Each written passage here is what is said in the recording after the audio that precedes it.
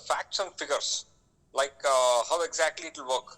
मतलब देश को चलाने के लिए बेसिकली कितना हम ये फंड चाहते चाहिए और हैं कि बजट। ये बात जो है विशेषज्ञ पूछे। रेवेन्यू मॉडल का मतलब ये है कि आप जो भी काम कर रहे हैं, जिन लोगों का काम कर रहे हैं, उनकी रेवेन्यू आपको फ्लो होगी, और रेवेन्यू जो आएगी द वर्क, और आप जिस क्वालिटी का वर्क करेंगे।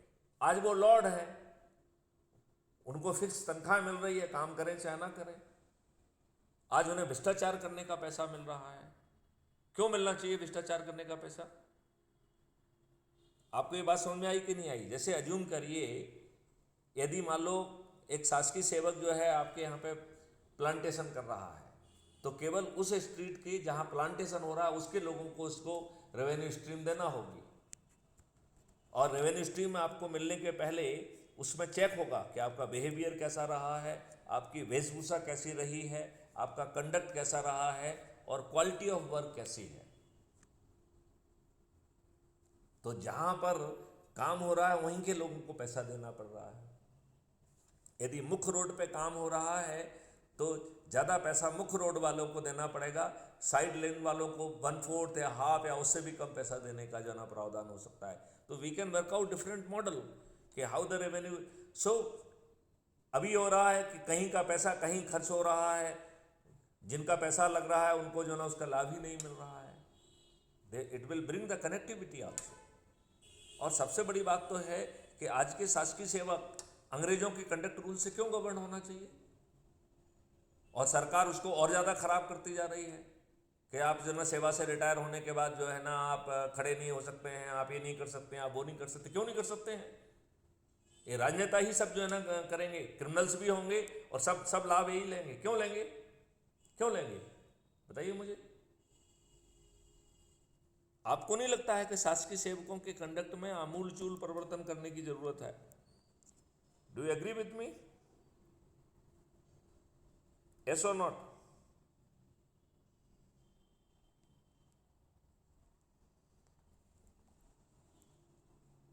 आपको नहीं लगता है कि शासकीय सेवकों की आमदनी दुगना हो जाएगी और उसे भुगतान सैलरी के फॉर्मेट में नहीं मिलेगा, रेवेन्यू स्ट्रीम के फॉर्मेट में मिलेगा? यदि शासकीय सेवक की अज्यूम करिए कि रेवेन्यू स्ट्रीम उसकी दुगनी सैलरी से कम पड़ता है, तो उसे अपने ही कॉस्ट सेटलिंग अकाउंट से उतना पैसा मिल जाएगा जो उसे रेवेन्यू स्ट्रीम के फॉर्म में भविष्य में कमाना होगा। यदि कोई व्यक्ति नहीं कमाया जा रहा है तो उसको ट्रेनिंग में भेजा जाएगा और उसको सिखाया जाएगा कि वो अपने वर्क परफॉर्मेंस को कैसे इंप्रूव करे जिससे न्यूनतम उसे दुगना वेतन मिले।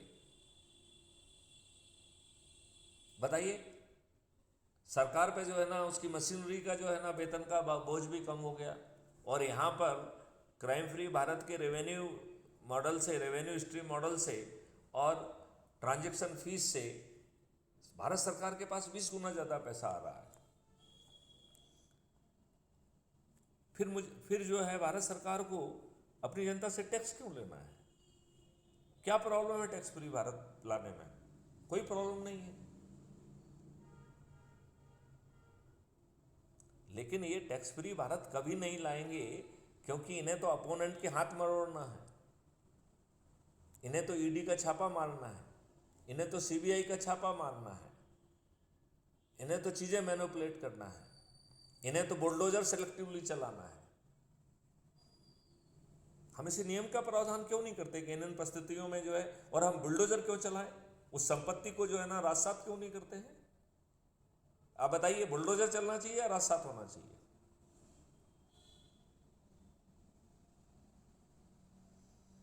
क्या कहना है आपका?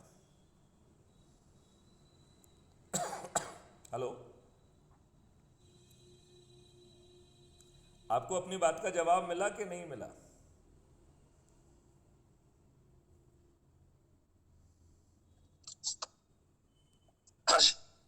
और देखिए sir, one thing we have to analyse, एक मिनट सर, वन थिंग, देश को चलाने के लिए budget, how much is required for all the various projects and how much revenue is being generated as of now, and alternative resource आप जो कह रहे हम तो हैं, ये कह रहे मतलब हैं we have to कि come up with clear facts and figures. Just a minute, जितनी आप रेवेन्यू आज जनरेट कर रहे हैं उसकी 20 गुना रेवेन्यू देने की गारंटी मैथिली शरण गुप्त की है।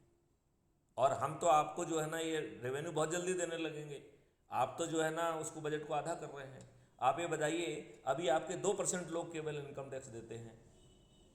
इस 2% वाले ट्रांजैक्शन में जो भी ट्रांजैक्शन करेगा उसका 2% पैसा लग रहा है।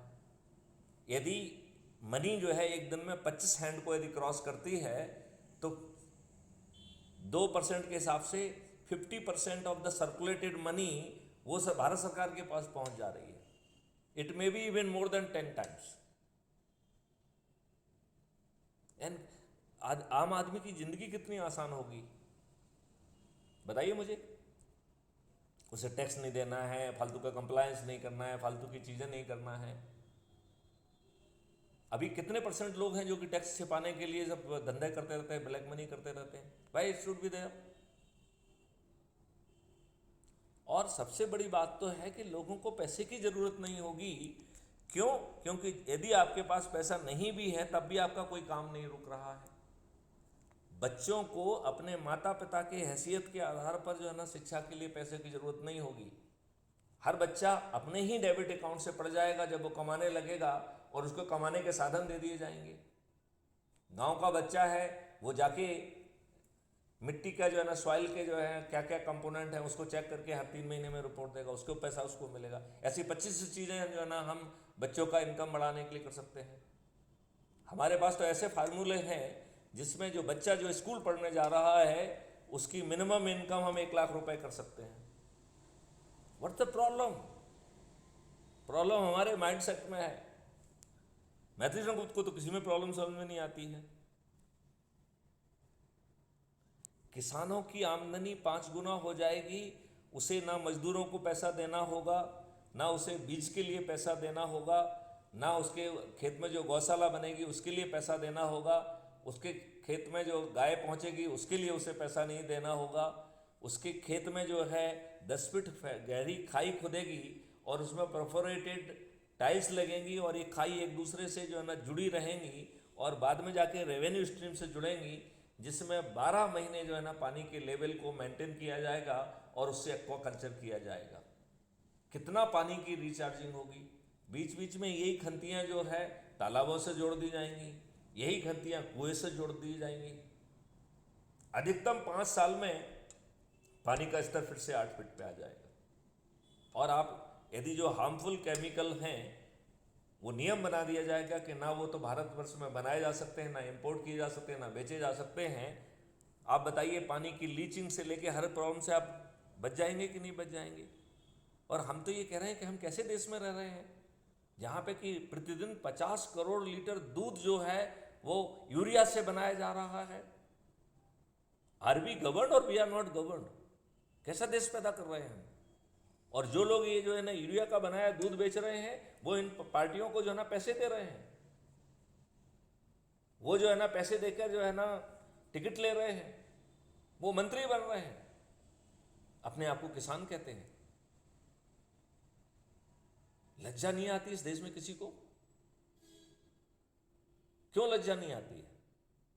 अब आप ये बताइए, यदि आपको सभी जो है खर्च जो है वो आपके कॉस्ट सेटलिंग अकाउंट से हो रहे हैं, जिसमें किसान को अर्निंग अकाउंट से 5 पैसे नहीं देना है और उसे अपना माल जो है मंडी में बेचने नहीं जाना है। जैसे ही उसका माल उसके खेत से क्रॉस होता है और वहाँ से क्रॉस होकर ट्रांसपोर्टेशन में जाएगा, वहाँ से जो है सिस्टम डिसाइड करेगा, टेक्नोलॉजी डिसाइड करेगी कि कहाँ जाना है उसे। वेयर हाउस में जाना है, होलसेलर के पास कितना माल पहुँचना है, रिटेलर के पास कितना माल पहुंचना है, होम डिलीवरी बॉय के पास कितना माल पहुंचना है, और आगे एज ऑन डिमांड जो है ना वो अपने आप जो है ना सिस्टम कैलकुलेट करता रहेगा। जो व्यापारी के पास वो माल पहुंचेगा उसे खरीदना नहीं है और उसको केवल सर्विस जो प्रोवाइड कर रहा है उसका पैसा मिल रहा है। बताइए उसको रिस्क फ्री बिजनेस मिल गया कि नहीं मिल गया?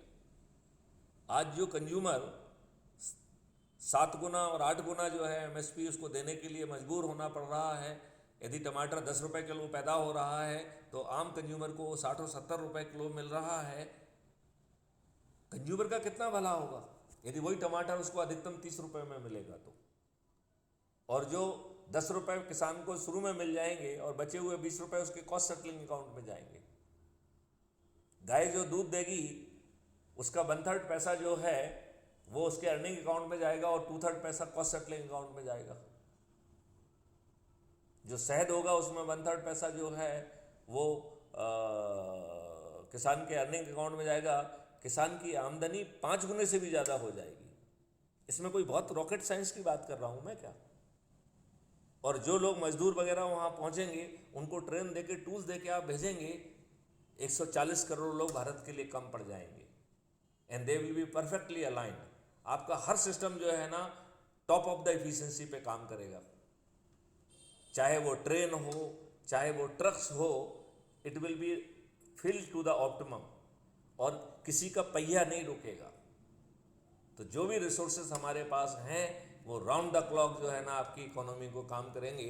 तो इकोनॉमी की जो ग्रोथ है वो जो है 3 ट्रिलियन से 5 ट्रिलियन नहीं होगी, 3 ट्रिलियन से 25 ट्रिलियन और 50 ट्रिलियन होगी। भारत जो है ना विश्व गुरु बनेगा। बनेगा कि नहीं बनेगा? मिस्टर हरीश, आपको मेरी कितनी बातें समझ में आ रही हैं? हाँ sir. Sir, shall we continue the call tomorrow? I've got a meeting now. No issue, but meeting में आप क्राइम फ्री भारत के बारे में भी चर्चा करो, 10 लोगों को जोड़ने का काम करो वो तो भाई। जहाँ भी जाता हूँ, हैं? हाँ सर, जहाँ भी जाता हूँ CFP के बारे में बातें होते रहती हैं। नहीं, फिर वो 10 लोग जहाँ जुड़ भी रहे जाता हूँ, नहीं 10 हर लोग हर किसी आदमी हर आदमी से जो मिलता हूँ, हाँ। CFP के एक ना एक चीज तो बातें हो, एक कम से कम 1-2 मिनट के लिए बातें होती हैं। अच्छा, ये मुझे बताओ, उनके जो प्रश्न हैं उनको रिकॉर्ड करिए, उनसे पूछिए to what extent you are convinced, what are your query. Sir एक मिनट, कल बातें करेंगे sir. Have meeting now. Okay, no issue. Thank you. जय हिंद, जय भारत, वंदे मातरम, जय गुरुदेव।